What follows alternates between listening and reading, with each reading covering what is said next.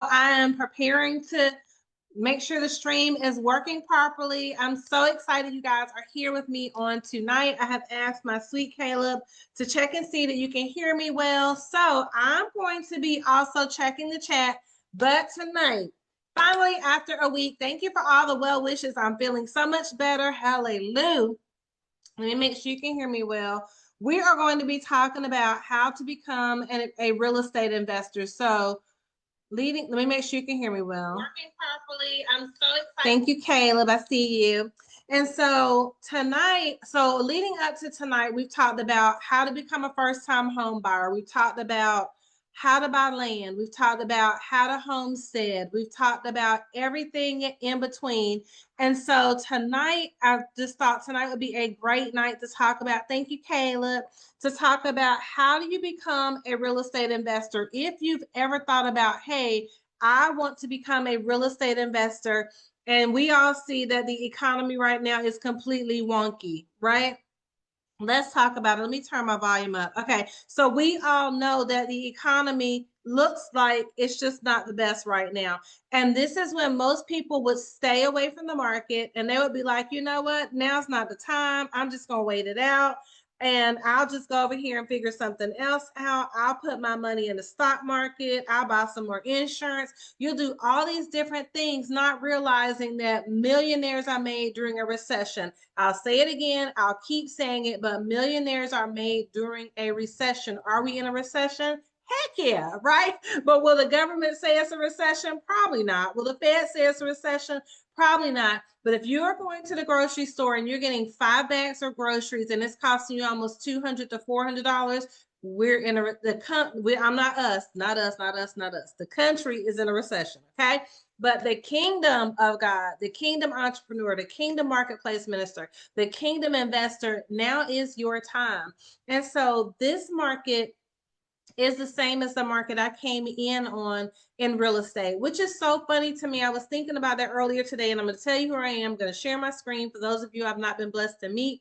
And I was thinking, this is literally a repeat of 2008, 2009. This is what it looked like before the crash, leading up to the crash, right?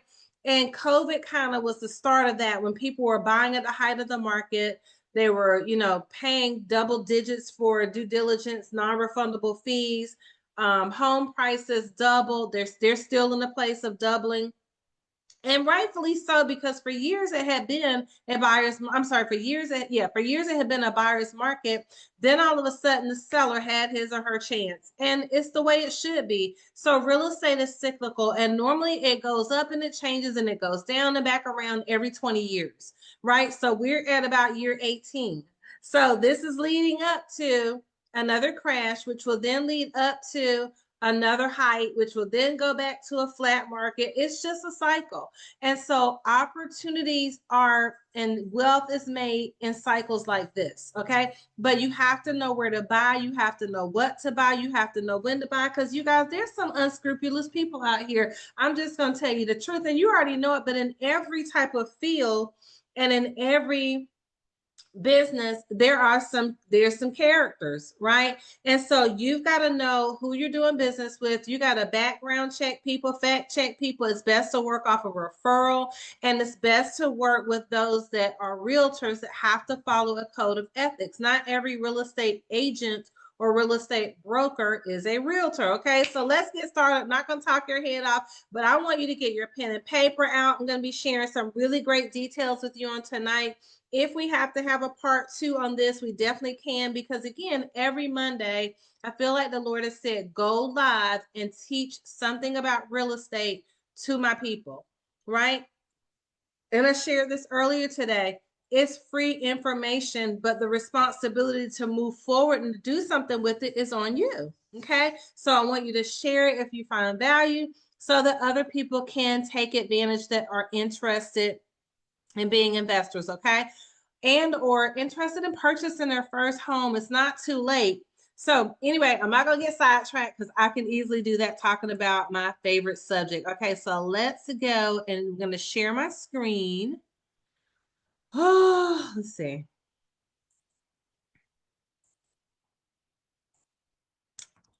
Okay, so let's go over here. And let me move me out of the way. And then let me set up the Canva so we can share it.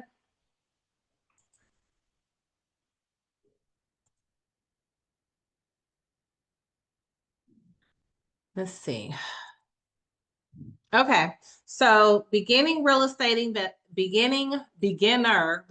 investor. Important details you want to know before you begin your real estate investor journey. So I am going to share you the housekeeping rules, all about who I am, et cetera, et cetera. So Caleb is our transaction coordinator and works as a real estate assistant with us here at Fusion Properties. I had our pictures up here and I forgot to put them back there. Oh, there we are. So here's my incredible son, Caleb Michael Price. And so Caleb and I work together at Fusion Properties. And tonight on tonight's agenda, we are going to be talking about investing in real estate. Do you need credit? If so, what credit? How to buy, where to locate, where's the money? If you want to borrow someone else's money, it's called OPM, other people's money. It's called hard money. So there's different ways. It's called owner finances. So we're going to talk about those things, the pros and the cons of being a real estate investor, single family, multifamily, and more. Okay. So I may not get to everything tonight. I'm going to do my best. But who are we? So I'm just trying to move my little Zoom bar out the way. Okay. So Fusion Properties LLC, I'm Garlinda Price. I'm the broker and owner. And the Lord called me into real estate back in 2009 during the economic downturn. I just shared that with you. And he did that so we could be his key resource and a beacon of light in a dark time in the housing history. 17 years later, we're still here impacting and changing families' trajectories and economic statuses for generations to come. We are not just selling homes, we are impacting generations of homeowners, landowners, and we are creating wealth one transaction and one family at a time. And I want to know if you're our next success story. Okay. And then Marvin and I started. So tonight, just to give you a background on who we are, Marvin and I started investing in 2006, and we bought in the single family market, and we bought mobile homes and invested in mobile homes. And we've been landlords. I forgot to put that up there as well. We've done rent to own. And then Caleb completed a property with Marvin and I this past summer, 107 Mars Drive, which we currently have on the market as a rent to own. And he worked with us on that property. I educated he and Miriam on the process of negotiating on the property, closing on the property, working on the property, deal structure. So I work with them and on the level that they can understand to educate them on why it's important to be a real estate investor, right? So these are real estate kids. Okay. And so where do you want to start? We're going to talk about that tonight. So our mission and what we aim to achieve at Fusion Properties LLC is to empower everyday people to become real estate investors and owners through education, access, and action, paving the way to financial freedom and generational success. You can do it, right? You can do it, right? I remember being a cheerleader, right?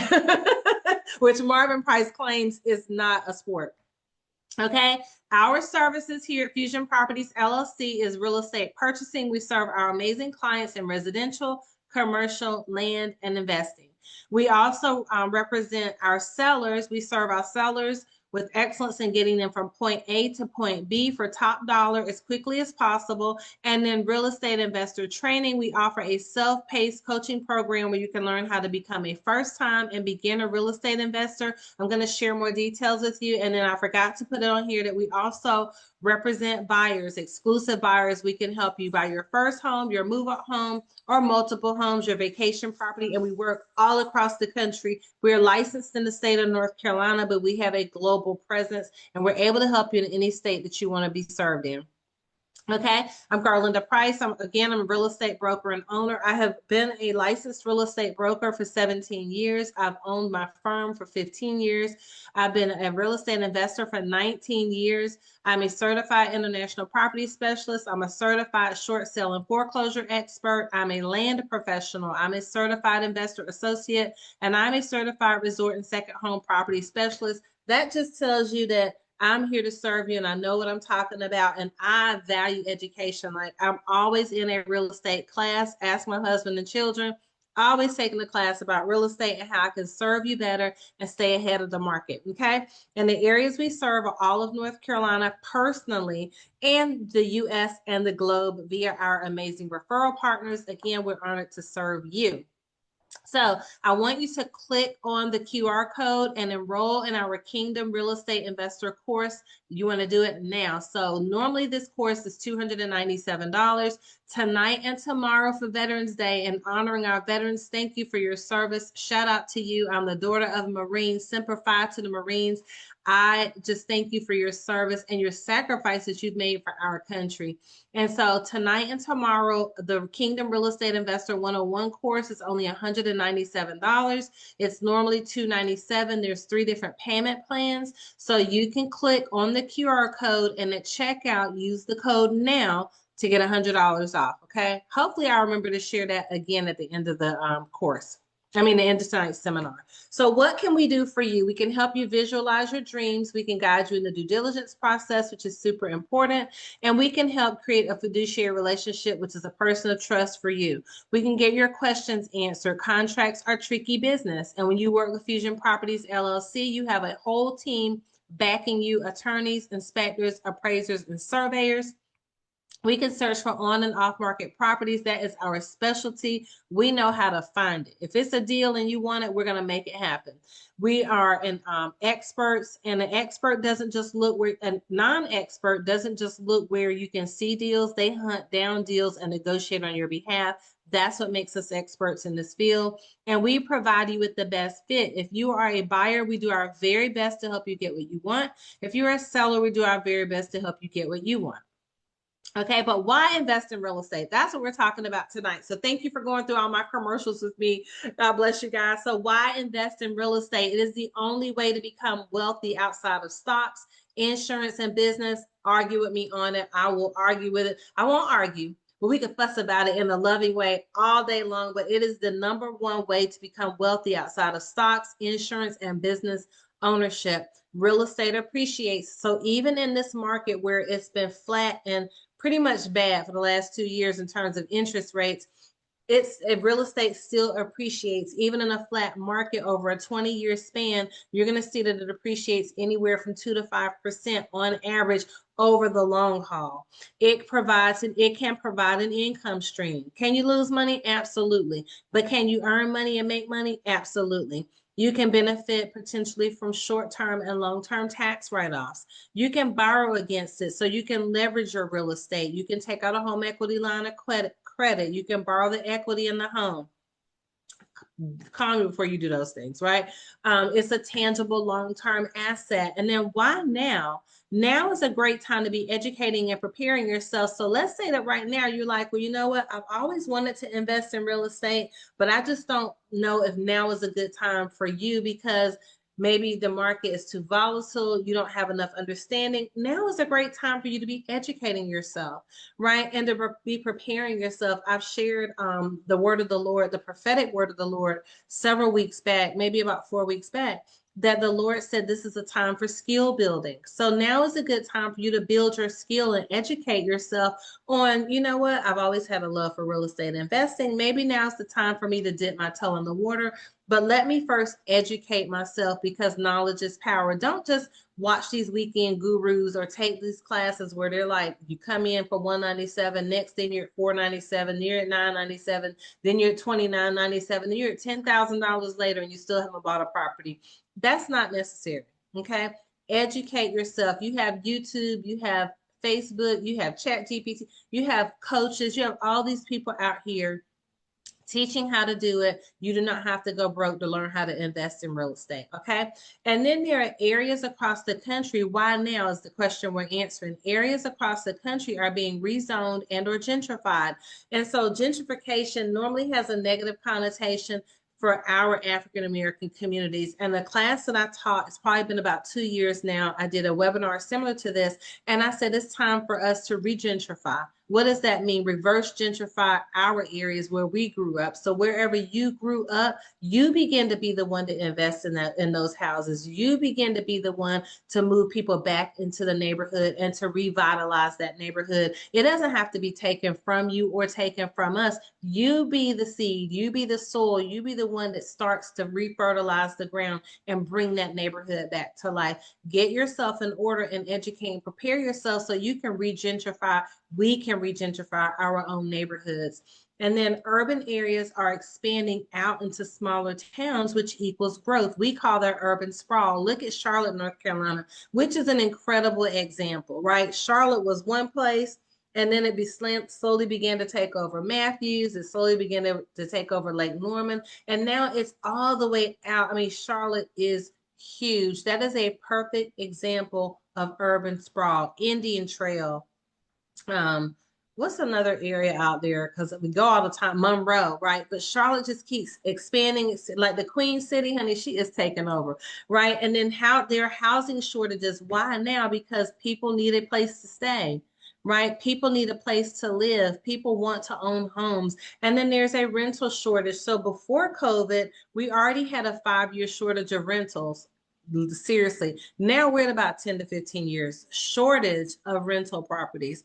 Where's it going to come from? You and I, because we are going to become and be real estate investors now. I shared with you, Marvin and I have been real estate investors for 15 years. It's your turn too. Not too late for you. Now's a perfect time to get started.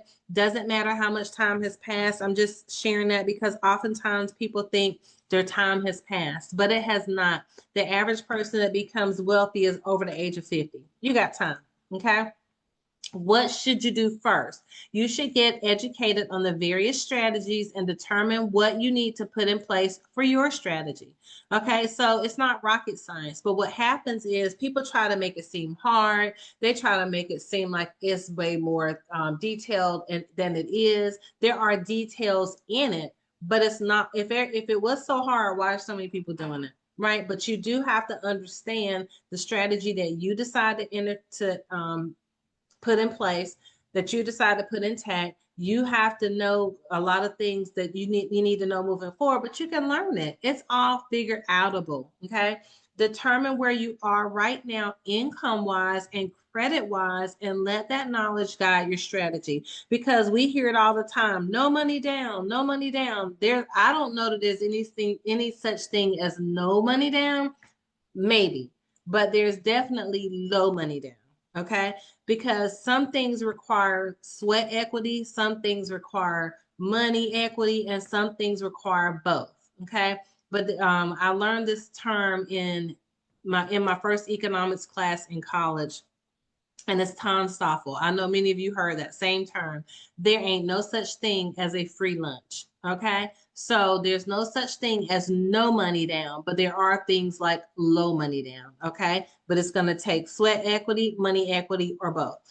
Do you currently own a home? That would be a great place to start, okay? Because if you currently own a home, maybe you could rent your house out sometime if you want to. My husband said no. He said, girl, Linda, we ain't doing that, right? But my desire, we purchased our new home about 4 years ago, was that when we come home, it's like coming home to a Vrbo. I love vacation rentals.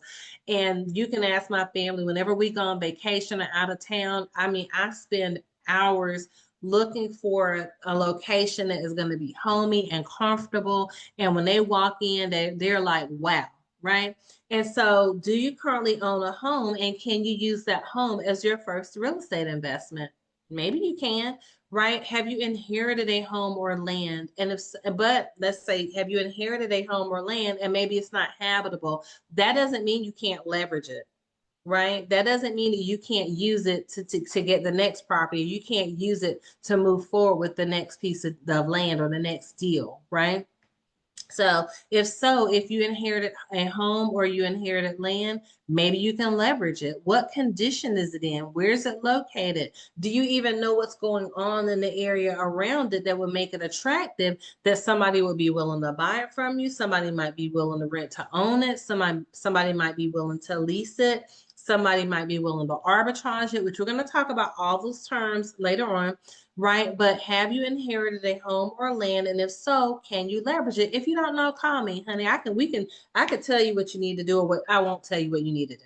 I will advise you, right? I owe you loyalty, obedience, accountability, and skill and diligence in negotiating contracts and understanding I have a fiduciary duty to you. So if you say, girl, Linda, this is what I have, I'm going to say, okay, give me some time to do some research on it. And I'm going to do full research to advise and guide you on what you have and what you can do and give you my opinion. And then it's up to you to make a decision. Okay. And then, do you have any money saved up? And if so, how much? And can you afford to risk it or tie it up? Because you don't want to play Russian roulette real estate investing with the only money that you have, with your rent money, with your mortgage money, with your electric bill. You don't want to do that, right? But if you have a 401k, you have a TILSR, you have some savings, that you have, I forget what it's called, but like statement. If you have state retirement, if you have all these things that you can potentially tap into and you've never used it before, you can actually tap into your retirement, your 401k or your state retirement, your federal retirement, you can use that money as a first-time homeowner, right? And then should you invest with friends or family to strengthen your position? Do, do, do, do, do, do, do, do, do. It depends. So I have found that for Marvin and I, it is better for Marvin and I to invest together. He and I, as partners, no outside people, not bringing the outside people in, because for some reason it just doesn't work out like we envisioned it or like we want it to. So what Marvin and I have found is that we are each other's, our family, right? Caleb and Miriam. So the Price, we call it the Price Family Investment Group. Marvin, myself, Caleb, and Miriam, and Bolt, right? That's the dog. That's who we invest with. So we don't have outside friends or family that we invest with. But if you have family and friends that you feel like you can trust and you all can go the distance together and it won't affect negatively or impact your relationship, go for it. We did our first investment property with my sister and a friend of hers then back in 2006. And that was how we did our first deal. The friend had the credit to get the loan. The rest of us put in our money to assist with the down payment. And then we all put in our sweat equity to do our first flip. So it can be done. It's just that over time, we found that we prefer to work together as a couple. Okay. So you have to decide these things for yourself. Should you invest with friends or family to strengthen your position? Because one person, and it worked for us for that deal, one person may have the credit, one person may have the money, one person may have the time, one person may have the money and the time, right? But then there's the other person that has the skill set that can put in the sweat equity. These are things you want to figure out for yourself first, okay? So let me go back. Take a screenshot of this because these are the things you want to do first. Get educated on the various strategies. Determine what you need to put in place for your strategy. Determine where you are right now, income-wise and credit-wise, and let that knowledge guide you to your strategy. And we're going to talk about the different strategies. Do you own a home? Have you inherited a home or land? If so, maybe you can leverage those things. And what condition are they in and where are they located, right? Do you have any money saved up? And if so, how much? And can you afford to risk that money and or tie it up? Should you invest with friends or family to strengthen your position? I have a really great girlfriend of mine. Shout out to her. I won't name her name because I didn't ask if I could, but she and her mom invest together. She and her mom and her brother also invest together. So for some families, this can work, right? I know sisters that invest together. I know brothers that invest together. So for us, and it worked for us to invest with our family. I just don't choose now to invest with friends. Okay. So figure out what works for you. Take a screenshot of that. So a cautionary tale of 2008 to 2009. This is that market that's brewing right now. Some people lost their shirts that were investors in 2008 to 2009. It drug on out to 2010 and it fizzled out and ended kind of in 2011. The market got better and it improved around that timeline because we were doing short sales. There were foreclosures and REOs, which we're starting to see now. Real estate owned REO is a real estate owned or bank owned properties. HUD-owned properties, Home Path and Fannie Mae. Those are government-backed loans. We're starting to see those. We're starting to see auctions. We're starting to see pre-foreclosure, sadly, right? And so a pre-foreclosure, that's not what I want to say. An investment property now starts at around 140,000 and can go as high as $600,000 depending on your market. But in some smaller towns, I've seen 60,000, 70,000, 80,000. So depending on where you are in the process of starting, you may have to adjust your mindset of where you're going to invest. But why I say 2008 to 2009 is a cautionary tale is because you have to be careful of your strategy. A lot of investors were over leveraged, and when the crash happened, they lost everything. They lost all their properties, not just because they were over leveraged, meaning they had borrowed against the properties to buy other properties. And so even though they might have owned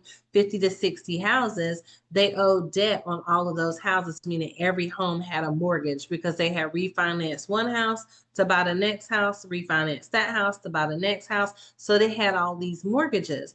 But who could have predicted that during that time, the government was going to put together a moratorium and a stay on rents? They did it during COVID. So that meant that a landlord could not depend on the tenant to pay their mortgage payment because the government told them they didn't have to, right? So what happens when that person now has 2 mortgage payments or 3 or 4 mortgage payments? They may have enough money to get them through a little while, but what if they didn't have enough to get them through 2 years of COVID? They lost their shirts, right? They lost the property. So you have to be careful when you're investing in real estate that you know which strategy is for the market that you're currently in, for the economy that we're currently in. Real estate is what we call local, so that it's governed by what's going on locally, but you also have to know what's going on government wise, because look, it's a whole shutdown right now, which is getting ready to end, right? But look at all that time where people weren't working and they weren't making money. If they didn't have savings, how are they able to make mortgages and rent payments, right? So if you're the landlord and you have those properties, you had to make the payment. Okay. So you want to be careful and you want to work with professionals and you want to do your due diligence and understand what you're getting into so that you're not a part of that cautionary tale when people are telling it like, hey, you guys remember 2025? You want to be on the good side of that, where it's like, man, I made my wealth. I began my wealth building journey in 2025. Okay. So I want to be a real estate investor. Where do I start? You decide on the strategy. Okay. Begin where you are with what you have and stay close to home initially. Do not listen to people when they're telling you to go buy a house in Ohio and you live in North Carolina, to go buy a house in San Diego, California when you live in Texas, right? Don't go buy a house in Florida when you live in New York as your first investment property, unless you say, hey, I have my cousins, uncles, cousins, aunts twice removed has been doing this a long time and they're going to coach me and walk me through it. Okay, then go for it, right? But for the average first time beginner real estate investor, you want to be able to invest in a property that you can get to conveniently, quietly, comfortably. Like, so the house we just flipped and done over the summer that now we're doing as a owner finance opportunity, I can literally be at the door of that house in 20 to 25 minutes. So it is right down the street. There's a Lowe's in the town. There's a Ollie's in the town. There's a Walmart in the town. Like, I can get there and get the things that I need to fix and flip that property with no issues, right? So it wasn't an issue for me to drive there after work, before work, on the weekends, because when you're investing in real estate, depending on what type of work you're putting in, you're going to get tired of looking at the property. At some point, you just truly are. Okay. So you don't want it to be so far away that you can't get to it, that it becomes inconvenient, right? So here are the strategies we're going to talk about tonight. Wholesaling, subject to fix and flip, buy and hold. We're going to touch on joint venture. We're going to touch on assumption, and we're going to touch on arbitrage. How much money do you need to start? Well, it'll depend on your strategy. Okay. So let's get going. So wholesaling, this is a concept that is a great way to enter the real estate investing game with lower investment and tons of sweat equity. Now, a lot of people will say that you can do wholesaling with no money down. Well, technically, you probably can do it with no money down if you make your business cards at home. right? But you're going to need business cards. You're going to need leads. You're going to need access to properties. You're going to need access to skip tracing. You're going to need access to um, people that have houses that are vacant that you can create a deal with them, structure a deal, and then market that deal. So I say that it's not free per se, but that you can do it relatively inexpensively. Okay. The best thing to keep in mind here when you're wholesaling is honesty. I'll tell you why in a second. There are a lot of deceptive practices in this concept, and you can get into a lot of trouble. Okay. You have to be a real estate agent to broker transactions. So if you're posing as a real estate agent or you're doing real estate agent type deals and you are not licensed to do those deals, you can find yourself being heavily fined by your state.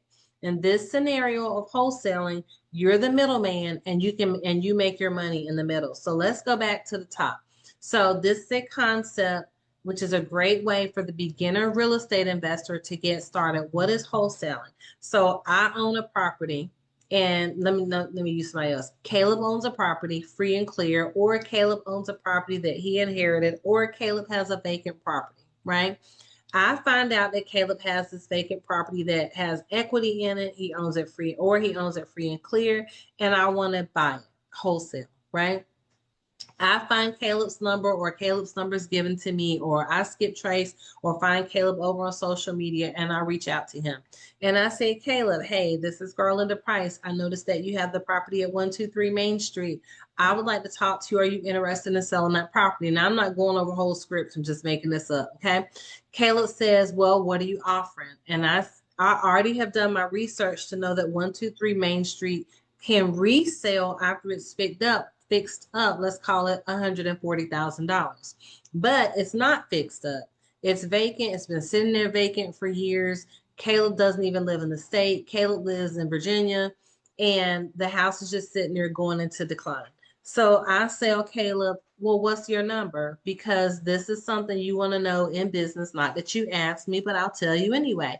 He who speaks first loses, number one. But number two, whoever gives the number first has already lost. You lost your negotiating position. So I'm going to get Caleb to tell me, what does he want for the property? Caleb tells me I'll take $80,000. So I'll say, okay, Caleb, well, when is the last time any updates were done to the property? Does the HVAC work? Are the utilities on where I can go take a look at it? Like, I mean, what have you done any kitchen updates, any bathroom updates? And Caleb tells me he hasn't seen the property since Jesus was a baby. So I'm like, oh, so I'm like, oh, so you want 60,000? I mean, sorry, oh, you want $80,000? So, well, Caleb, I could offer you a cash deal for $50,000. Because mind you, I've already done some research, some homework. I can offer you a cash deal, quick close for $50,000. No real estate agents are involved. Now, y'all, I'm not saying this because I'm a real estate agent. I have to tell people I am. I'm just pretending to role play with Caleb, and we're two regular individuals. So Caleb says, okay, yes, $50,000. I know it can resell for what? 140. So what does that leave? 140 minus 50, there's a $90,000 nest egg in the middle, okay? So now what is Caleb doing? I'm gonna tell Caleb, well, Caleb, you know what? I have a team of people that includes realtors, that includes other investors. And I post this property on the general market, normally through Zillow and other sales avenues, realtor.com. And I move to get this property closed as quickly as possible for you so I can get cash in your hand. This isn't a contract, right? So when this is written out, spelled out, what did I tell them? I'm going to be marketing it online. I understand that you and I have an agreement, but I'm also potentially going to be sharing this with other people because I know a lot of people and they may want to come in and get this in terms of buying this property and step into my position. So Caleb doesn't know what I'm talking about. Caleb's like, okay, yeah, do your thing. Right. So Caleb just cares about the fact that he's getting what? $50,000. Okay. But you have to be honest and talk about the other pieces that are in there. So they don't see their property on the market. And then Caleb's thinking, oh, you greedy dirtbag, right? You ain't put my property on the market. You didn't tell me what was going on. So you avoid all that conflict. So I go and I find an investor that wants to take over this deal. And I assign my position in the contract with Caleb to them. So now John Doe comes in and I say, Caleb, hey, I'm going to have to step out of the deal, but I've negotiated the same deal between you and John Doe. You guys are going to go to closing in 10 days. John Doe goes to closing and he buys the, now I've negotiated, I'm sorry, a price with John Doe. So Caleb wants 50. I've negotiated a price of 80 with John Doe, knowing that it can resell for 140, right? So John's under contract for 80 with me. Caleb's under contract for 50 with me. What am I making in the wholesale deal? $30,000. Okay. And then so everybody goes to closing, all the stuff's on the HUD, everything's on the up and up. Caleb gets his $50,000. John Doe gets the property. I get my $30,000. We walk away. That's a wholesale transaction. That's the gist of it. Okay. How it can go bad is when people aren't honest. And so there was an investor when I came into working with short sales. I met an investor, and the investor was actually doing subject twos, which we'll talk about, and he wasn't making the people's mortgage payments. And so these people ended up getting behind on their mortgage payments, and he got called up by the state. I think it was the banking commission. No, is it the Secretary of State? I forget. The Attorney General. The Attorney General reached out to him and told him that he was falsely representing sellers and brokering deals, and he wasn't a real estate agent, and he was hit with a hefty fine. Okay. So that's why I said you want to be honest, you want to be upfront, you want to be ethical, have integrity, because you can make great money as a wholesaler, and it's not going to cost you a lot of money to get started. Let's call it $500 to $1,000. Okay. Subject to, this is where he got in trouble. Okay. So with the subject to concept, and why you have to be careful with this concept, I personally do not do subject to transactions, because as a licensed real estate broker, if I do anything that causes someone to be made not whole, I can lose my license. Okay. So subject to is sticky, icky. It's like that little piece of candy at the bottom of your grandma's pocketbook that gets the hair on it. And then you're like, Grandma, you got any candy? She's like, yeah. And she hands it to you. So, you got to go through that hairy wrapper to get to the inside of it. I'm not doing all that. Okay. But a lot of investors use subject to right now in the real estate market, the way that it is. A lot of people are using the subject to concept. Okay. And make sure you can still hear me well.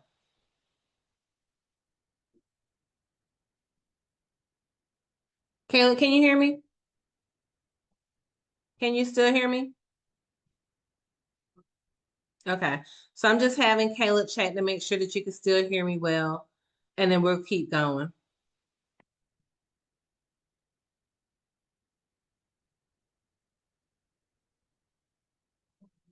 Okay. Can you hear me now? So we're talking about subject to and the concept of subject to. And with this concept, bless you, you're purchasing the property subject to the home's existing mortgage. Can you hear me?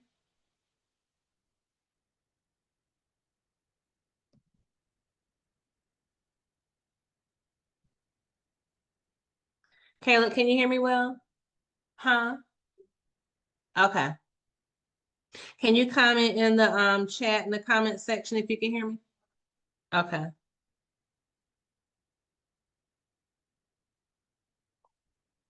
Okay, thank you. Okay, so the subject to concept, with this concept, you are purchasing the property subject to the home's existing mortgage. I'm going to go back and explain. You're basically making the payments to the bank as the new owner or as the owner. Okay. In this concept, some people create a document that gets recorded at the courthouse, and this places a cloud on the title. I'll tell you what that is in a second, as well as it can cause red flags at the bank.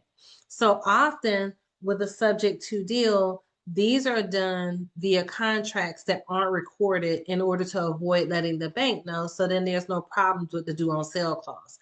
This concept is used when a seller is ready to move on. They're over it. They're leaving the area. They're either moving for their job. They're moving for the military. They're moving for life reasons, and they're just done with the property. They want to let it go, but they don't want it to go into foreclosure. And so a subject to may be a good option for them. There's not a lot of equity sometimes, and the seller just wants someone to step in and take over the payments.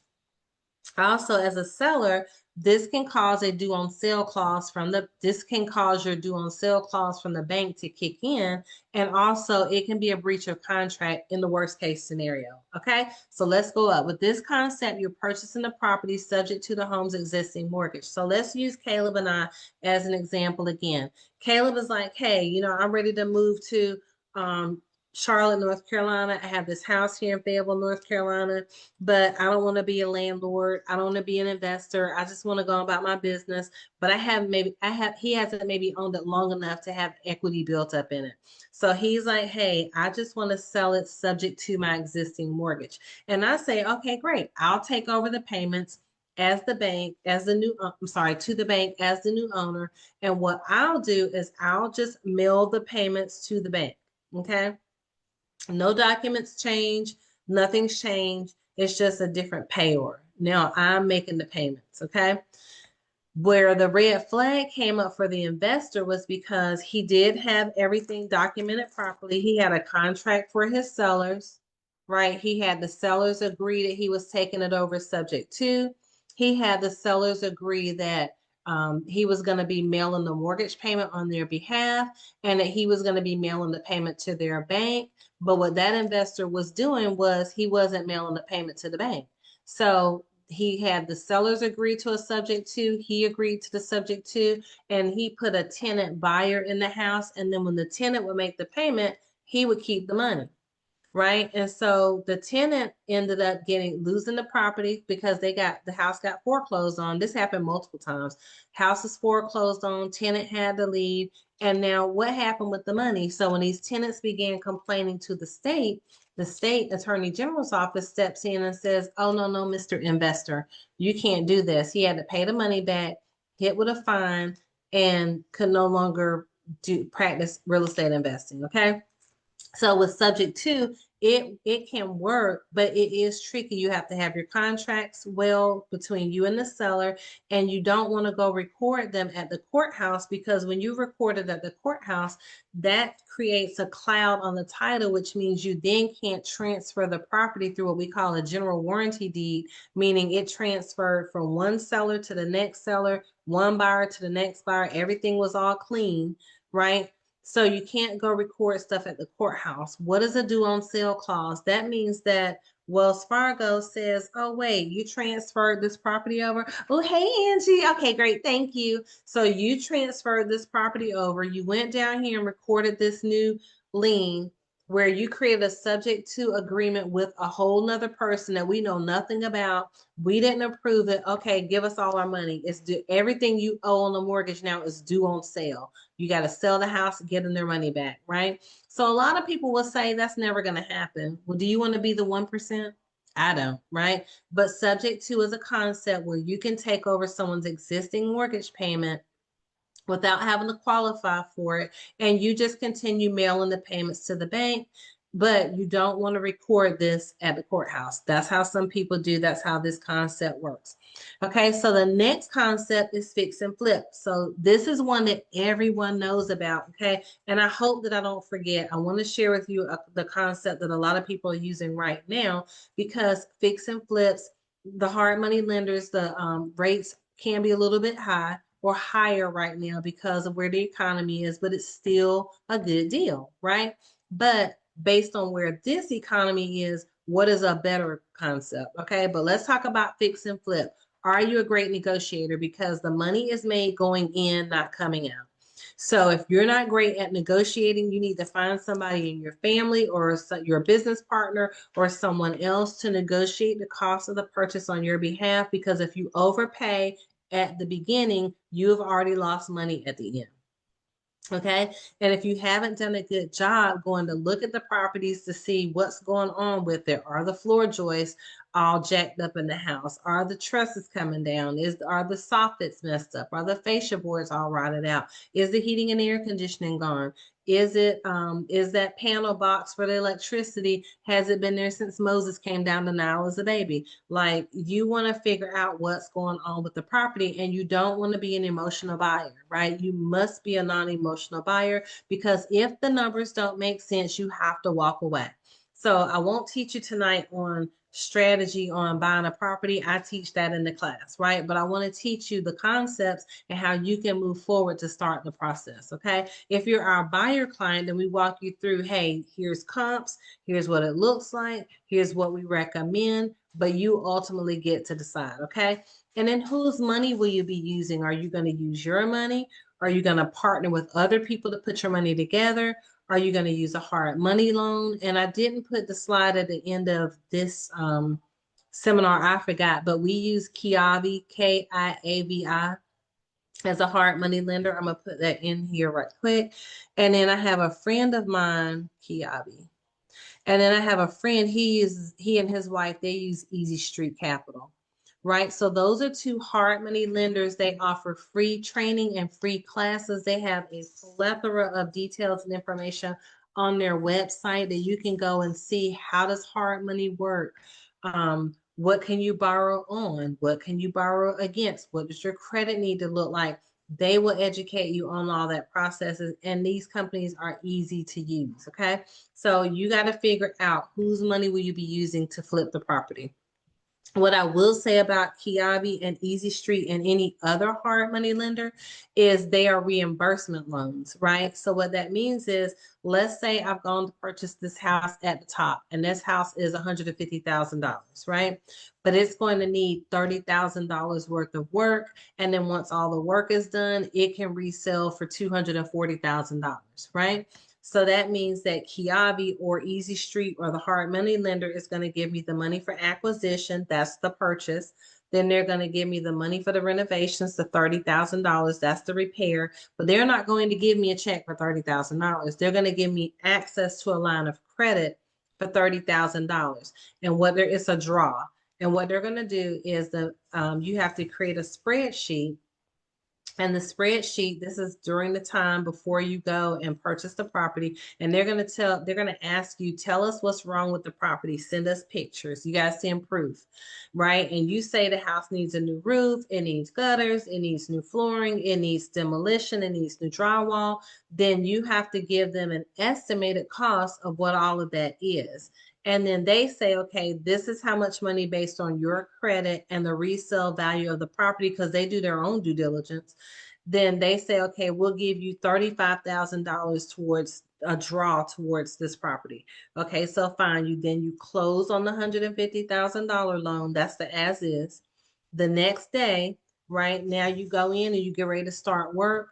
And let's say you tear out the drywall, you tear out the flooring, and then 2 days later, the new flooring is installed. Now what you're going to do is you're going to take all of those receipts and you're going to present them to Kiavi and to Easy Street, and they're going to send an inspector out. He's going to inspect the whole property plus the things you've done, and then they're going to reimburse you.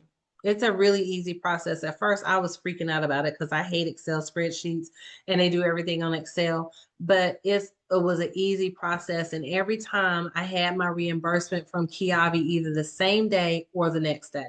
Okay. So they reimburse you. Now, the one thing that I found out at the end was that every time they reimburse you, it increases your monthly mortgage payment by a small amount.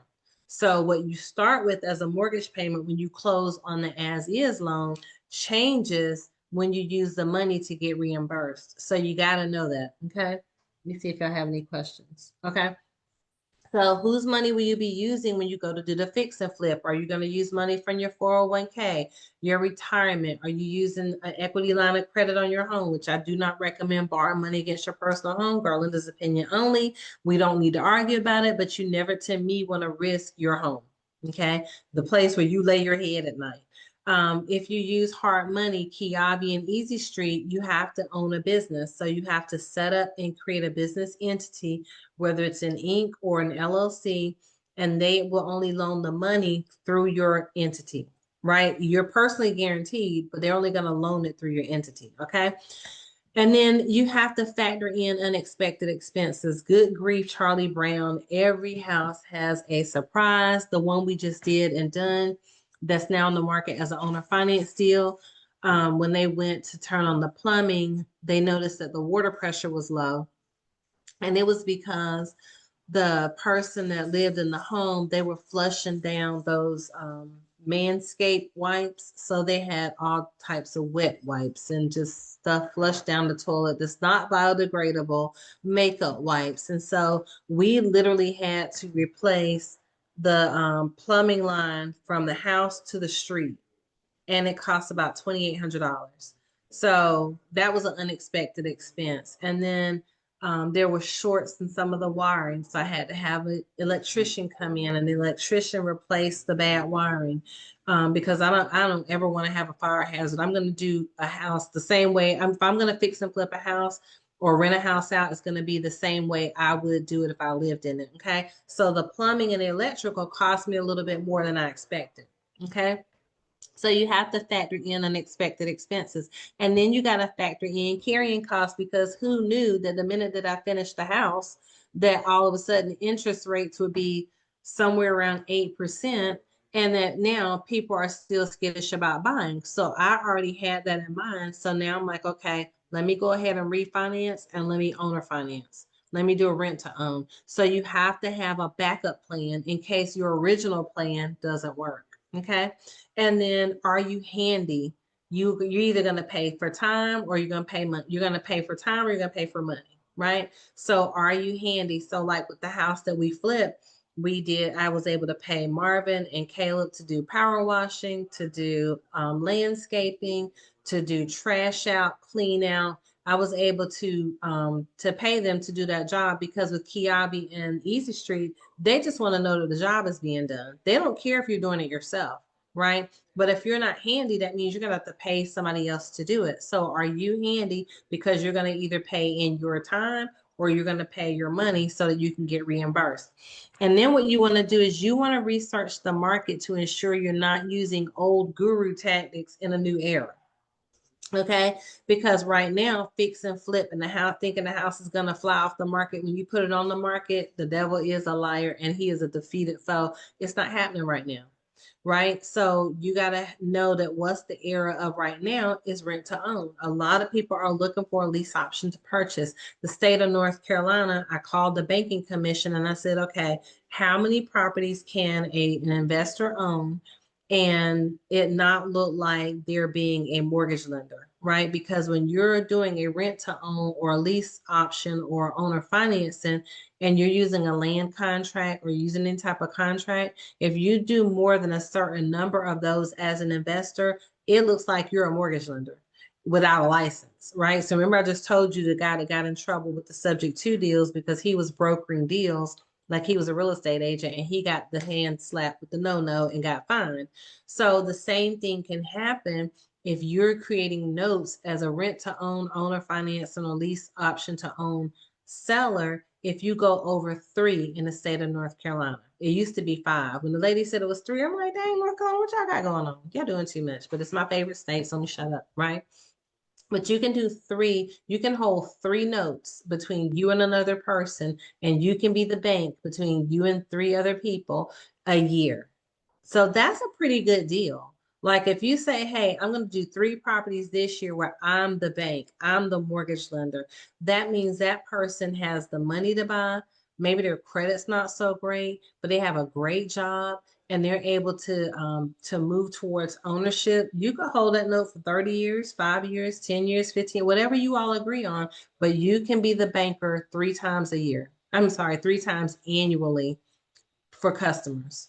I think that is incredible. And that's the tactic right now, that if you're thinking about what should I be doing if I want to still be an investor and I want to be in the market, you can do a rent to own and you're not a landlord. That's another class for another day. Okay. Study your market, determine your niche, determine what you feel good about. I put 3 houses up here. So that top house is a cosmetic. I'm making that up, right? I don't know what's inside the house, but it could be a cosmetic flip. That's just paint, flooring, updated light fixtures, and some landscaping, and you go and you're good to go. This second house is historical, not historical. The second house, she's got some age on her. She's probably 1920 to 1950, right? And she's going to take a lot more work if no updating has been done inside as it relates to the plumbing, the electricity. You need to know, you need skills and concepts to focus on this second house, right? I won't work on a property preferably that's past 1978. Now I did with this last house, but I say that because then you don't have to deal with lead-based paint, stuff like that. But I love mid-century modern homes, but I'm not going to do a historical home. I'm not going to do anything this age because that's outside of my wheelhouse. That's outside of my comfort zone. Okay. And then a mobile home. My favorite of all times, flip and own is our mobile homes because they're easy to do. They don't cost hardly anything to maintain, to fix up, with the exception if it's in a park, then you have this ridiculous lot rent. Okay. So determine your niche and what you like, and then find out what's going on in your city and town. Where are the opportunity zones? How do you find that out? Call downtown, right? In your city or your town, there's an economic development office, and they're going to have a 5-year plan, a 10-year plan. They're going to know where the opportunity zones are, where the city is looking to spend money and or give tax credits. Also, there's city and county opportunities. There are some cities and counties, Fayetteville being one of them, Cumberland County being one of them, they will give you the money to fix a property and to renovate it on a low interest or 0% interest loan. However, what's the kick? What's the downside? Ooh, because that's the pro. The con is you have to, in Garlanda's opinion, I want to see how I say this because I don't want to say it. I just have to tell the truth, okay? I don't mean it in a rude way, but to me, the con is you have to then turn around and lease it back to a family that falls within the low to median income guidelines, which means it doesn't cover the mortgage debt. So that means that you're literally losing money, right? So even though the city or the county may have given you the money to fix it up, and to renovate it and to flip it, the only thing you can get back in terms of any form of profit is a developer's fee. And you get the developer's fee up front. Let's call it $5,000. So you're going to get a developer's fee up front, but you're going to have that note for the next 30 years, however long, until you pay it off. But you always have to have someone in there that's paying below the median income rent. You're losing money. And so I literally asked the city and the county, why would anybody do that? And they were like, well, out of the kindness of your heart. Well, out of the kindness of my heart, I don't want to lose money, right? But so if you're a CDC, meaning a community development organization or a nonprofit, that would be a perfect business opportunity, okay? But not for someone that does retail fix and flips and rent, okay? So let's talk about doing your due diligence before writing an offer. And you do this before you write your offer and before you put any money down. Are there any major happenings in that area that you don't know about and that the seller has not mentioned? Is there some type of chicken plant? I'm making that up. Is there some type of gas factory? Is there some type of hazardous materials waste facility that's coming to that area that would impact or affect that area negatively? Is there a farm coming and you're going to now be downwind of the boo-boo smells all summer long? Maybe that's a downside to you, right? Are there any material facts that you're not aware of? Now, even though it is the realtor's responsibility and the real estate agent and the broker to tell you of material facts, sometimes they get lied to, right? We get lied to. And so, but we are responsible for what we should have known, even if it wasn't told to us, because we're supposed to be able to visually see from the eyes of a buyer and of a seller and of a professional, right? But let's just say you're not using an agent, or you are, and the agent overlooks it. Are there any material facts that you need to be aware of? What would be a material fact? So let's say that there's a crack on the foundation of the house, but the agent knows and or the seller knows that it was covered up with vinyl siding. That's a material fact because that could be a structural crack. It could be a settling crack. Let's say that the HVAC unit doesn't work, but they've rigged it so that it does work. So when you come in, it's nice, icy cold and cool. But the minute that you go to close on it, it's on a wing and a prayer. And that if at any moment it could die. That's a material fact because that's going to cost you an expense the moment you go to close on a home, even though it happens, right? The material facts part don't happen, but anything could break down when you buy it, right? But somebody knew about it. Let's say that there's a problem in the yard with ant piles, and the seller knows that fire ants build a mound inside or around the coils of the heating and air conditioning unit every summer, and that it's a problem and it causes the unit to shut down. But when you come to look at it, you don't know about it, right? Because that does happen. And so those are just a few material facts. Somebody dying in the property and the house being haunted, believe it or not, is not a material fact. Even though if I know it's haunted and somebody died, I'm gonna tell you, right? So home inspection, have one. Don't use your cousin's uncle's mother's brother twice removed that is not a licensed home inspector, unless that's what they do for a living and they're good at it. Don't use somebody, use a professional, because then you can hold a professional accountable. They have a license by the state, they're insured and bonded, and if something goes wrong, you can go back and hold them accountable. Get a pest inspection, right? Because there's more things than just termites. You have post beetles, carpenter bees, fire ants. You have wood destroying insects that bore into things. Like there's more than just termites. There's bed bugs. Oh my gosh, right? So crime rates, as a licensed real estate agent, we can't talk to you about crime. We can't talk to you about school districts. So before you go buy a property, if there's one you're interested in, it's your responsibility to go and pull the crime report, to go down to the police station, the sheriff's office, and find out, because we can't talk to you about it. We cannot even give you an opinion about it. Can't tell you about schools, right? Is there growth or decline in the area? We could tell you that. We could say, hey, Angela, this area hasn't had sales in the last 5 years, and now all of a sudden they have 30 sales in a month. That's huge, right? Or this area hasn't had any sales in the last 2 years and the neighborhood's on the decline, because every neighborhood and every area has an increase or an incline, a peak, and then a decline. Every neighborhood and every area goes through it, okay? Have there been any additions to the home where no permits were pulled? This is important, right? Because if they're selling you a home that's 2,400 square feet, but 400 square feet, i.e. the bonus room, was not permitted, when you go to resell it, you're not going to be able to sell that home for 2,400 square feet, because technically you can only account for the 2,000 that had the permit. Right? So you want to know that you're not paying for 400 square feet of space that you're not going to be able to receive value from. Okay. And then what can a house resell for? What can it rent for? That's your realtor's job, right? And then what can it rent to own for? Because with rent to own, someone's going to put down 3 to 5%, just like they would if they were getting a traditional FHA or VA loan. They're also going to pay normally higher of a monthly payment than they would if they were renting. Why? Because they're going to own it. And then they're responsible for all maintenance. You're not responsible for any maintenance or whatever it is you all agree to in the contract. And then can it be used for short-term or mid-term rentals? You have got to read these covenants, not just HOA. Because let's say you live in an area, like we live in an area where we have an HOA. That's not a good example. Let's say you want to buy a property and the property doesn't have a homeowners association. It's in a neighborhood, there's no HOA.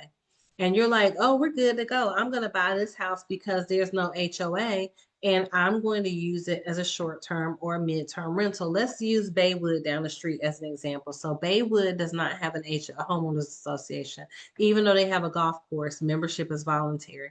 So I had a client that was looking to own a short-term rental. They wanted to buy the house. They wanted it to be on a golf course. They wanted it to have a pool, because they want to create this luxury executive experience that when people come to town, they can feel like they're in a resort location. So even though there's no HOA, they got excited because they were like, oh, great, this will be perfect because there's no homeowners association. Flag on the play.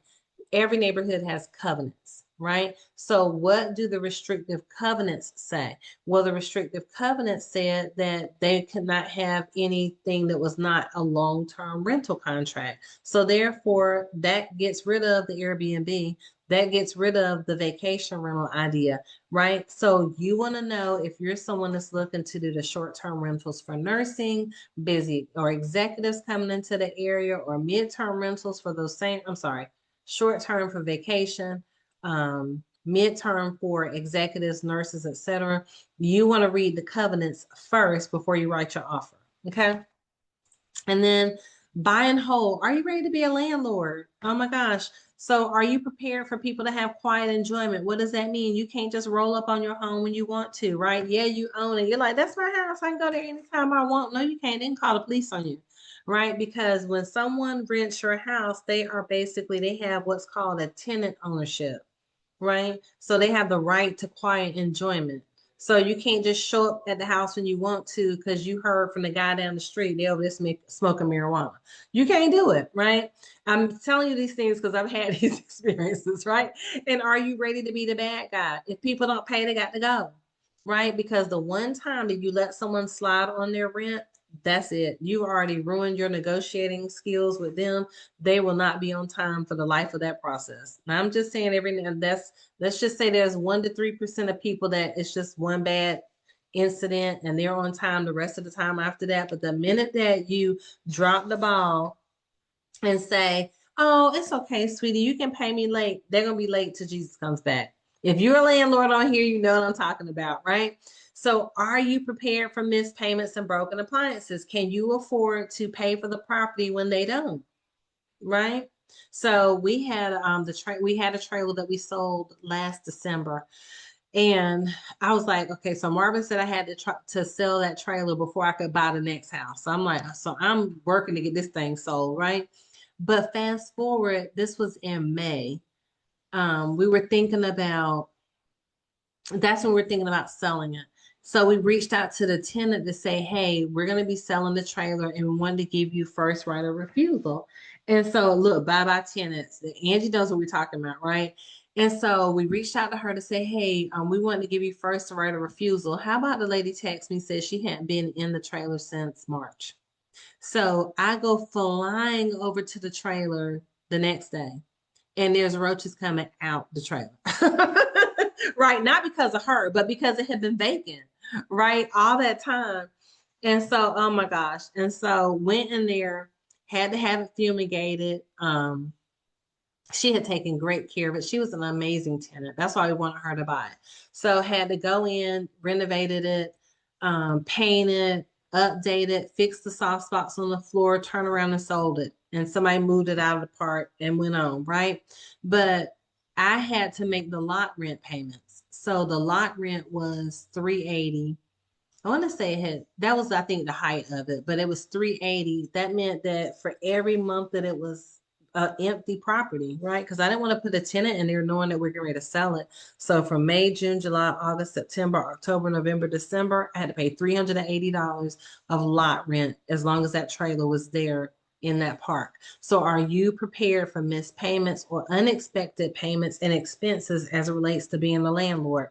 Broken appliances. If you're going to be a landlord, don't put a refrigerator and washer and dryer in the property. I tried to tell one client this and they didn't want to listen.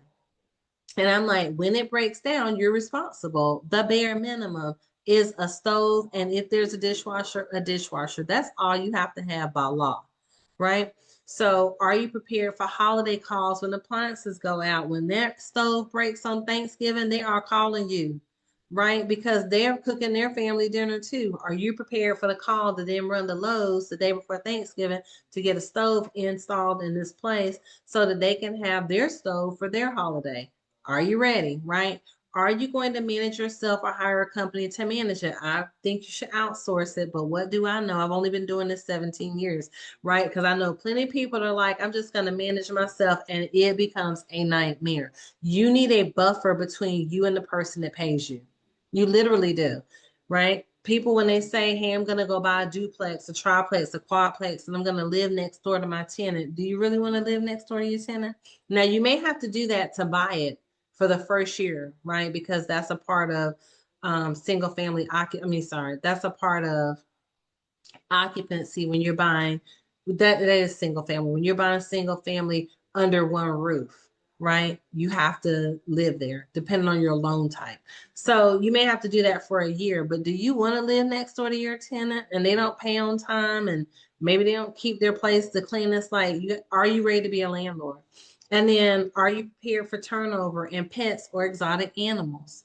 Right. And so You know, I can't even imagine. You said and does. You're right. It's the truth, right? And y'all listen to Angela.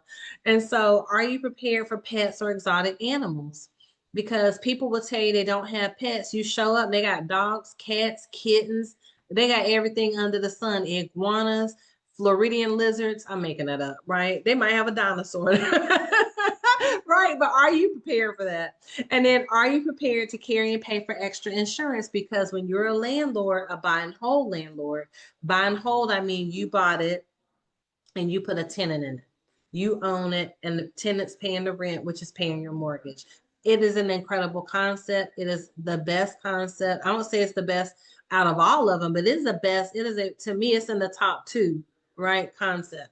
What would I say is number one? Probably owner financing, right? But buying a home is the best, right? Because they're paying your mortgage down, they're taking care of your property for the most part, you know, wear and tear things. You expect to replace flooring, you expect to paint, like that's common sense. You expect to need a new roof and to replace the HVAC or maintain the HVAC. That's just a part of home ownership, right? So, are you prepared to carry and pay for extra insurance? Because as a landlord, you're going to have a landlord policy. And if the property is vacant, it's going to be a little bit more expensive because now it's a vacant owner's policy. So, if you're prepared to do those things, then you should be a landlord because you're going to benefit from depreciation.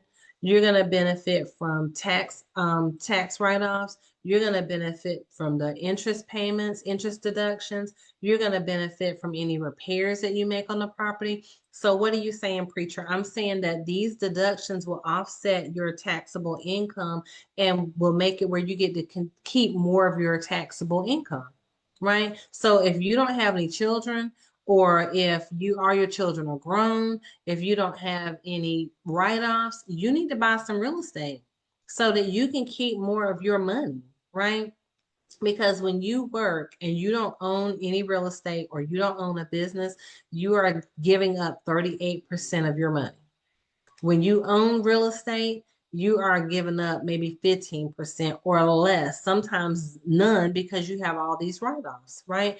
This is how wealthy people are able to not have to pay any money in taxes. And while a lot of people fuss about that and they're like, hey, I'm upset because the rich don't pay taxes because they own real estate, because they own businesses. Go create a business and go own real estate. And if you say, okay, well, Garland, which should I do first? Where do you find yourself right now? Because in order to do the fix and flip and to borrow the money from the hard money lender, you have to establish a business anyway. And technically, you want to have a business and have the property in the business name to keep yourself from people's lawsuits, right? But let's say you don't, then that's why you have insurance, okay? But you are not saving or keeping as much of your taxable income if you don't own real estate, even your own personal home. Okay. So that's why we keep touting buy a home, invest in real estate. It's not just to try to make you buy a house. It's because we're trying to help you understand this is how people get wealthy. This is how people make money. This is how they get extra money. Okay. So don't believe these people that say, I'm just going to keep on renting because the interest rates are too high. This is going to sound terrible, but I saw this on social media and it was a slap in my face. I was like, whoa. They said the same person is trying to avoid paying a higher interest. They're putting off buying a home or investing in real estate because of the interest rates, don't realize that they are paying the landlord's interest rate. You're already paying your mortgage. You're already investing in real estate. You're already investing in a mortgage. It just belongs to somebody else and not you. Right. So it's important to us. I value the opportunity to serve you, to help you get on the other side of wealth building. Okay. So I've beat that dead dog enough. Assumptions. An assumption is where you get qualified and move into the mortgage. There are assumption opportunities on the market right now, right? What does that mean? Let's say that somebody bought their home pre-COVID. Pre-COVID interest rates were 3.5%. VA interest rates were 2.65.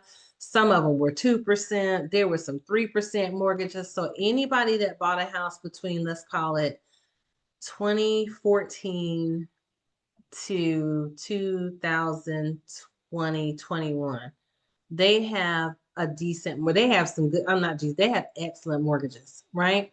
So they may say, well, I'm willing to let somebody step in because there's so much inventory on the market.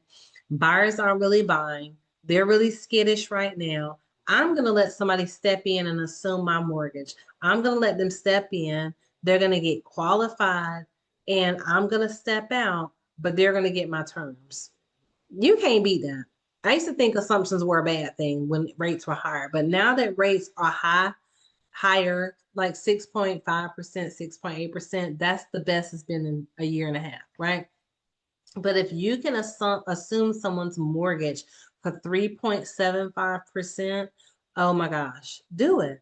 Right? You got to get qualified. You have to if you're VA, you have to be a veteran, right? But if you're FHA, you can step in and assume their mortgage. Conventional, you can step in and assume their mortgage. So you got to get your credit right. So remember we said in the beginning, what's the first step? Figure out where you are and go from there. But there's assumptions out there that you can put in, that you can step into the place of, oh, thank you, Angie, I love you. And then arbitrage. So we talked about this a little bit the first class I taught about 4 weeks ago, right? So arbitrage is where you get permission from the landlord to sublease. So let's say you're like, girl, Linda, I want to become a real estate investor, but I don't have a lot of money to put down, but I have, because you're going to need some money, right? But let's call it that you want to own a vacation rental on Virginia Beach. I'm only saying Virginia because of Angie, right? But let's say you want a vacation home at Virginia Beach and you want a condo. And this condo is sitting there and the landlord is like, you know what? The rent is $1,500 a month. And you're like, okay, that's too low. I'm sorry. This is Virginia. Let's call it $2,500. No, let's say $2,000 a month. Okay. For a cute Virginia Beach condo. And the landlord says, okay, I want $2,000. You have $2,000. If it was me, I'd negotiate. I'd be like, hey, this thing been sitting here for a minute. Would you do 1,200 or 1,500? I would try to get it down. So let's say the landlord's negotiable. You're not scared to ask. And he says, I'll take 1,500. Okay. So now you ask the landlord prior to going under contract, listen, I want to be responsible. I will pay you your $1,500, but I want to know if I can also sublease this vacation rental as a VRBO or as a Airbnb. I'm going to have people coming in here, but I'm responsible for making sure you get your money. I'm responsible for any HOA fees. I'm responsible for maintenance and upkeep. And the landlord says, big whoop, whoop-de-doo. I don't care. Just give my $1,500. There are people that will do this that don't want a vacant unit, but you need it in writing, right? Because other than that, you're doing what? Breaking the law. It's contract law, right? So he says yes. Then you figure out, okay, I can go in my nightly rate, let's call it during peak season. I'm making this up, but this is how arbitrage works. Let's say that you can get $250 a night and you lease it for 5 nights a week.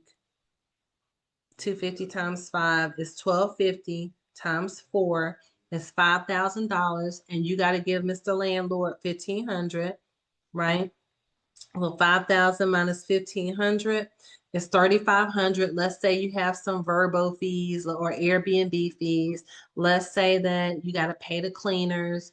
Let's say that you also have to pay a host, right? So let's call it $1,500 in expenses. So minus 1,500, $2,000. You can make $2,000 potential profit by using an arbitrage method of real estate investing. I got to go back to my screen. Hold on. By doing the arbitrage method, a lot of people were doing this in Atlanta, right? Before they came up with the short-term rental rules that they have there in Georgia, right? So that's what arbitrage is. Arbitrage is you don't own anything.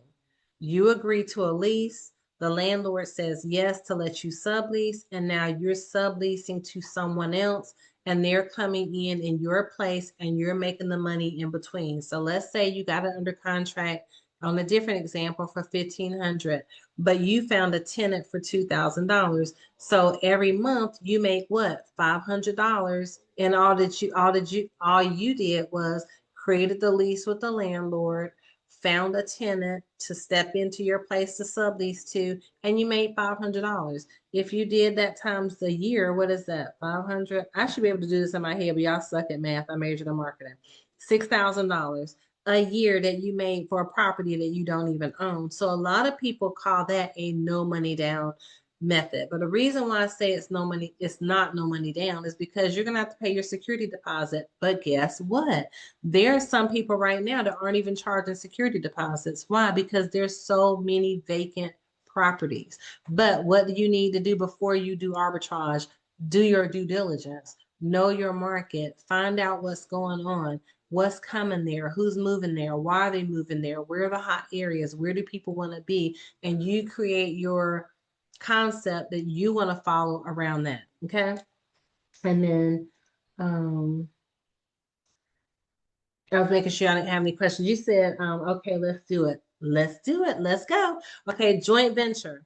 So again, I said at the very beginning, I don't personally go into business with friends for real estate investing because Marvin and I found out that we just prefer to work as a family, right? So but you may have friends that you genuinely want to do business with, right? Or your mom, your dad, your sister, your brother, your bestie, but you better have it in writing, right? I'm telling you, in the North Carolina, we are a statute of fraud state. What does that mean? If it's not in writing, it didn't happen. Right? Anything verbal does not hold up or stand up in the court of most laws, right? So you want to put stuff in writing, but a joint venture is where you go into business as a group or with another individual, sharing profits and losses, put it in writing. I don't care if it's on a napkin, right? So assignment. So an assignment is where you step into or allow someone else to step into the contract in your place or vice versa. So let's go back to the wholesaling that we talked about on the first page. Let me go back over there. Because this is when you'll see sometimes, or a lot of times you'll see assignment. Where's wholesaling? Okay, there it is. So with the wholesaling concept, remember we talked about Angie has let's say Angie has a property. I know she has a property and I'm like, I want to buy the property. But I don't technically want to buy the property. I want to buy the deal, right? Because wholesaling is where you're brokering deals. You're negotiating deals. You're not technically buying a property. You're trying to connect seller A with buyer A, and you're getting paid in the middle, okay? So if you missed the beginning, I'm gonna just do wholesaling right quick and then we'll go back. We're almost finished, okay? So wholesaling is a concept where you find a property that has been vacant, there's equity or there's a low mortgage payment on it. You've done your research and you know that it's been vacant since Jesus was vacant. And then now you approach the seller, and let's say Angie owns it. I'm approaching Angie, and Angie's like, well, I do want to sell it, but what are you offering? And remember I said whoever offers the first number is going to lose. They're not in charge of the negotiations, right? So I'm hopefully I'm not gonna get Angela Broadwater to give me a number because she's a pro, right? But let's say Angie wasn't a pro and she says, well, I want $60,000, right? And I say, okay, well, Angie, have there been any updates to the property? Have you updated the inside? Is the HVAC new? Like, what have you done to the property? And she says, nothing. I don't even live there. I ain't seen the property in 20 years. I don't know what's going on in there.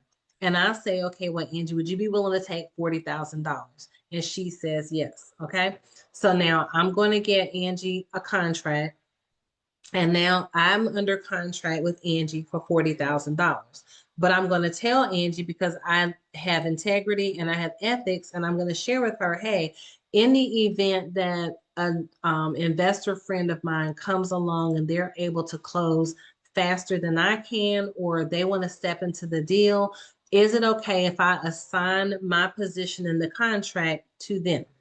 Angie don't care as long as Angie gets what? Her $40,000, right? So she says yes. And then I tell Angie, because I'm upfront, honest, and ethical, and I say, I'm also going to market this potentially to my list of buyers. Some of them are on Zillow, some of them are online. Are you okay with that? Angie says yes.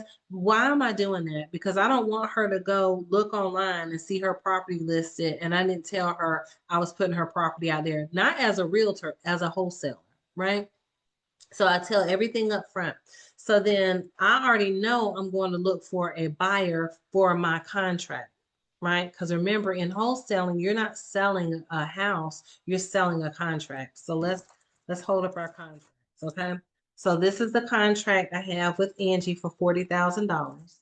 And now I'm going to sell this contract. So now I reach out to my investors or an agent that or real estate agents that have investors, and I say, hey guys, I've got 123 Main Street over here available. I've listed it on the market as a wholesaler, right? How does the wholesaler list it on the market? They can put it on Zillow as a for sale by owner, but normally they're going to use an agent, right? So the agent goes and puts it on the market, and let's say she puts it on there for 80. So now remember, I'm under contract with Angie for 40.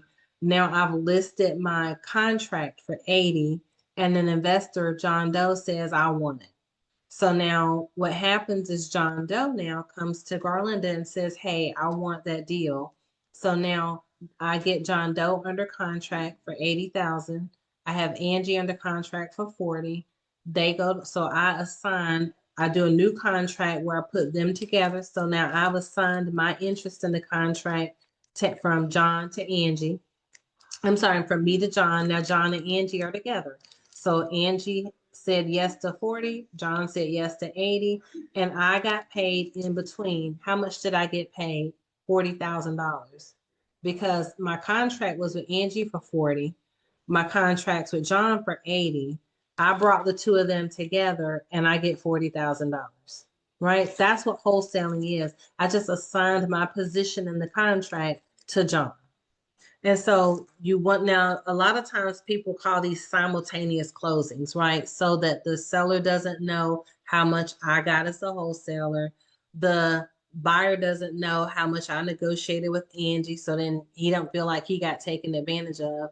But I believe in transparency. Well, as an agent, I have to be transparent anyway if I were to wholesale deals, right? But you don't necessarily have to be, although you should be, right? But that's how wholesaling works. And that's why we call these lower money down deals, because for me to connect Angie and John really cost me phone calls and time.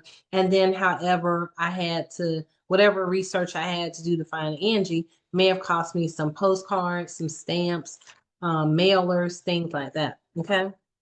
Are there any questions on that? You said, good Lord, right? And so whenever you get those, y'all, we've all gotten them. Have y'all gotten those postcards in the mail says we buy houses? We'll pay cash for your house. Want to buy your house? Do you want to sell? You had any thoughts of selling? Those are wholesale letters. Those are wholesale postcards, right? And they're mailing these out by the thousands, right? I used to work for a wholesaler for a year. He was so awesome. I learned so much, right? But they mail them out by the thousands. And then they use a virtual assistant to call around to find out, do you want to sell? Half people getting cussed out, right? But there is going to be, they're counting on the 1 to 2% or the 1 to 3% that don't want the house. They got the house through an inheritance. They either got the house from their mom and daddy. They bought the house as an investment, realized they don't want it. And so they're willing to sell. And so it happens all the time. They're listing stuff all the time. They're selling stuff all the time. But that's what those letters are. Those are wholesale deals. Okay. So that's how wholesaling works. So let me go back and see where we are at the end. Okay. So now we understand what assignments are. So an assignment is you're just stepping into or allowing someone else to step into your position in a contract. And it's totally doable. Even on our North Carolina offer to purchase contract, there's a place for assignments. Okay. And then short sales and foreclosures. Oh my gosh. So during COVID, there were no short sales. There were no foreclosures because everybody had equity. And even now, we're starting to see more short sales and more foreclosures because people bought at the height of the market during COVID and post COVID. And some people got in trouble. Okay. Because they bought more than they could afford. They got excited in the frenzy of the market. And now, thus it's kind of starting to come out in the wash, sadly. So a short sale is where you're asking the lender to allow them. So the short sale is where the person that owns the home is asking their lender to allow them to sell short of what they owe the bank. So let's say that they owe the bank $300,000, but because of one of 16 reasons, because they can have several reasons to request a short sale, it doesn't have to be that they're behind. They can have a pending hardship. Like a pending hardship right now would be people that were furloughed. And they could say, well, you know what, based on this pending hardship, if they're not back working, they're not going to be able to make the mortgage. That could be a reason that the lender would allow a short sale or a loan modification, right? So this is just where they're saying, okay, that they owe the bank 300,000 and the bank says, okay, well, what do you think you could sell for? They say 280,000, and it's a very long process. It's at least 90 to 120 days or longer to do a short sale. It can go faster depending on some lenders, right? But the lender says yes. So that means that the lender let them sell for 280 instead of 300 is short of what they owed. Now, the lender is going to send that person a 1099 for that difference. They ain't just get away with it, right? I mean, they didn't just get away and not owe any money back. A foreclosure, we already know, is where the seller has defaulted on the loan. They're no longer able to make the payment, and the bank buys the house back, and the house goes to foreclosure. There are more foreclosures now coming on the market, of course, in higher priced markets, but it all trickles down, right? It all trickles down. And if you're wondering where is one of our number one markets in the South right now, South Carolina. It's Charleston, Columbia, and Myrtle Beach. Okay. Which is crazy to me, right? Because we used to I never called Myrtle Beach, but I never thought highly of Myrtle Beach either when I was younger. Now I'm in love. I'm a fan of Myrtle Beach. It's amazing. But Myrtle Beach, Charleston, and Columbia are the top three markets in the top markets, but South Carolina, those three are the top markets right now. And then there's other areas, but we're only talking about Carolinas, okay? Where do I find properties? Your friends, right? You have friends from high school, you have friends from middle school, you have friends from kindergarten where their parents have aged out, their grandparents have aged out. The neighborhood is starting to see those people pass away and or move into nursing homes and or move with their children and or relocate to be closer to their grandchildren. It doesn't have to be a morbid reason, right? But you could let them know, hey, in the event that you all ever consider selling or think about selling, reach out to me because I'm buying properties. I love our neighborhood and I would love to own a home so that I can keep the quality of our neighborhood going. How hard of a conversation is that? Right? Your friends and then your family. Maybe, yes, Myrtle Beach really is growing. Who believe it or not. So there's 32,000 residents in Myrtle Beach, but everyone else that comes there owns a vacation rental there. Or yeah, basically rentals, right? But it is probably in South Carolina is number two. It's Charleston, Myrtle Beach, and then there's Columbia. Believe it. Craziness. Because they even have, I mean, their airport is international. So it's amazing. When you're ready, let me know. Okay, and then your family, right? So maybe your family knows of people that need to sell or that own real estate or land. The UPS driver, the United States Postal Service driver, the FedEx driver, they know where vacant properties are. They know where they used to drop packages off at that they no longer drop packages off to. Y'all can't even lay claim for those things. I've studied investing and been an investor for 15 years. These are things you pick up along the way, right? But the United States Postal Service, the mail person, they're going to know if it has what is it? The change of address form has been filled out because they're no longer putting mail in there. So you can ask them, hey, do you know who owns that or how I can reach out to them if you have a relationship with your mail person, right? When homes start to look like they're in disrepair. I remember a house up the street from us. There's a Caleb. Okay. Can you let Bolt up for me? There's a house up the street and I was like, oh my gosh, that lady's not keeping her yard up anymore. Like she had a beautiful yard and the home is gorgeous.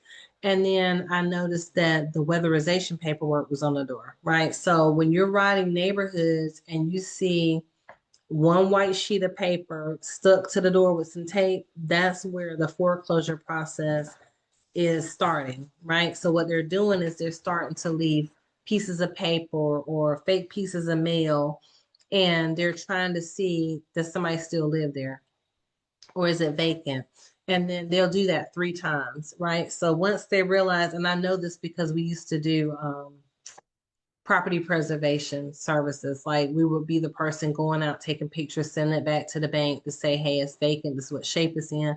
And so what they do is they're trying to see is the person still living there? Have they abandoned the property? And now what the bank is going to do, they want to protect their property and make sure that it doesn't start getting vandalized. So they go in and weatherize it. They cut the water off, utilities and all that. So when you start seeing the white paper, that tells you that that's a potential opportunity forthcoming. Now, it is challenging to buy a pre-foreclosure, right? I don't try to help people with pre-foreclosures. Why? Because you got to find the asset manager. The asset manager, you got to go through all these third-party companies. It's a process. And remember, I talked back a few weeks back, it's the most volatile time to purchase a property before it forecloses because it still has all the liens. It still has the tax lien, the mortgage lien, all the bank liens, if they owe child support and just, but if they had anything, right, a UPC lien from their refrigerator or their appliances, it all runs with the property. Once it forecloses, all that stuff falls off. So as you're out riding around, look for properties in disrepair or that look vacant. They don't have to be torn up. Look for when people have their their trash cans up, but the trash can at that house is down. Look for all the newspapers piling up in the yard. Some people still do get newspapers. Look for the mail falling out the mailbox, or the mailbox is looking all cattywampus, right? So that's how you can begin to identify opportunities in your area. Where's the grass not being cut? Now, I have auctions on here, although I don't believe in buying properties on auction sites personally, but people do it all the time. But again, to me, that's when it still has the liens and everything attached to it. So that's the most volatile time to buy a property. Estate sales and garage sales. Most of the time, people that are having garage sales, I don't say most of the time, sometimes when people are having garage sales, they're getting ready to sell. They're cleaning stuff out. They're getting rid of stuff because they want to put their house on the market, right? Estate sales doesn't mean someone necessarily passed away or died. They're trying to get rid of stuff of value so they can make some money off of it so they can prepare the house for market, whether it's the heirs or whether it's a living trust or someone still alive, but they need to sell the house for the person going into assisted living or a nursing home. Okay. So those are great times to go and see what's going on with the real estate. Attorneys know when things are potentially going for sales. Is it a divorce attorney, a family attorney, an estate attorney, and then networking, right? So when you're at networking events, make you a little card that says "We Buy Houses," right? I'm looking for investment opportunities. I'm looking for properties here in this area that fit this criteria, right? And so that's where you're going to find properties. And that's a good way to find properties that aren't in the MLS, because once they get into the MLS, then it has realtor fees associated with and attached with it, because we're going to get paid to do our job, right? But whenever you can find an off-market deal, you stand a better chance at getting a better deal sometimes. But sometimes you can get taken advantage of. So I always say hire a professional. I'm your girl. Okay, and then we invite you to become one of our successful buyers, sellers, and investors. Take a screenshot. There's my phone number, 910-494-7798. Oh my gosh, I've had so much fun talking to you guys. It's 8:42. Did we make good time? Yeah, we came in under 45 minutes, right? Because I think I didn't start till 10 after 7. Yay! We did it. So let me know if you have any questions. I'm going to stop the screen share. And then normally did I record this? Normally I'll download this presentation and I'll put it on my YouTube channel. So in case you didn't get to see the whole thing or you want to go back and see it again, I normally would have it on the YouTube channel by the end of the week. Okay. So let me check and see if y'all have any questions. Angela, thank you for being with me. I love you. And Caleb, thank you for making sure you can hear me. I appreciate you. I love him. And so again, I'm Garlinda Price, broker and owner of Fusion Properties, LLC, from the capital to go to your realtor for life. Oh yeah, I'm glad you thought it was a great mini class. So next week, you guys, I have no clue what we're going to talk about, but just to give you a little snippet. Okay, so I told you the hot markets right now in the Carolinas, in South Carolina. And then where are some up and coming areas? So up and coming areas, to me. So Fayetteville is always going to be a great market because we have, hey, Michelle, God bless you. Love you too. And you're welcome. So Fort Bragg is always going to be a really great area. What a friend of mine shared with me, because I always look to see, okay, should people be doing Airbnb? Should they be doing Verbos? And she said, and she owns multiple pieces of real estate here in Fayetteville. She said what she would do and would recommend to my clients, because I asked her, I said, hey, I'm teaching a class on investing. What would you tell people as an owner of properties here in Fayetteville right now? What are you seeing as a Airbnb owner? And she said that what she would do is she would tell my clients to invest in long-term rentals. So like annual rentals and invest in annual rentals and rent to foreign students, those that are coming into Fort Bragg, that are coming to Fayetteville State, or those that are international exchange students coming to Fayetteville State, Methodist, Campbell, um, any university, because she's saying that the competition is so overly saturated with Airbnb and Vrbo, but it's under marketed for those international exchange students. So she said that's what she would focus on if she was someone that was going to be investing right now in more properties. Those would be her clients she's catering to. And then another concept that right now is a growing concept is the art of the slow flip. Okay. And what does that mean? That's owner financing. So let's say that you're already a landlord and you have tenants and you love that thought process, but you're having to maintain the property. And now you're like, okay, how can I move away from maintenance, but still have a tenant, still have someone paying the mortgage? Well, you move into owner financing. But you can't do it willy-nilly because you got to have contracts in place. You got to create a note. You got to go through an attorney to do those things. But I'll just share that that's where some people are moving towards so that they can get away from the grind of landlordship. And then hot markets in North Carolina are outer pocket markets. So what do I mean by that? So areas that are still near a city, but like aren't affected or impacted by the expense of a city. So like for Fayetteville, Lumberton is still an affordable market where I know some people may say they don't want to live in Robeson County, but it's still a super affordable market. Rayford proper, still an affordable market.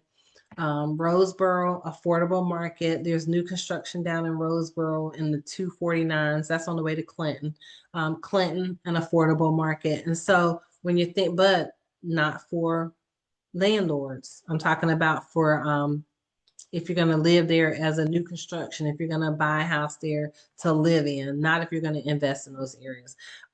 Mobile homes, manufactured homes on the outskirts of town.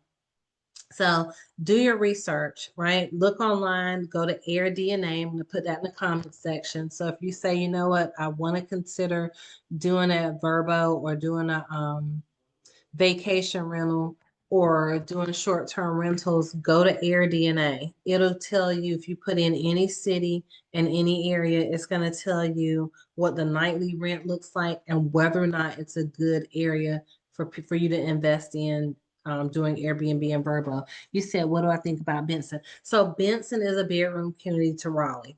So Benson is going to be a great area depending on if it's off 40, is off of 95. If it's any direct route to 40 and 95, it's going to be amazing.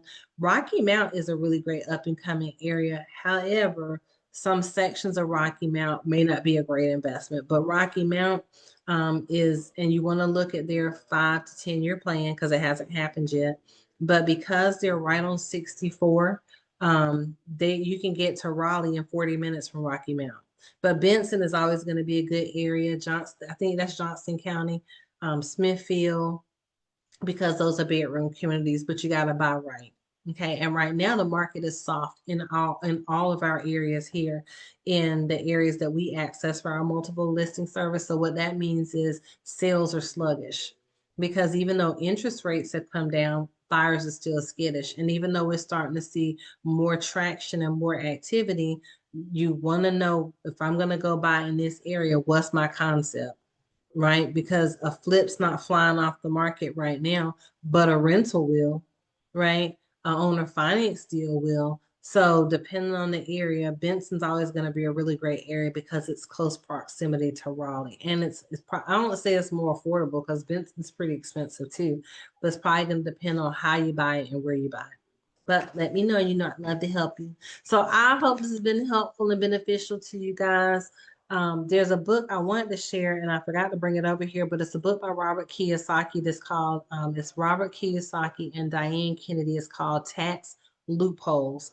So don't take my word for it or Angela's word for it.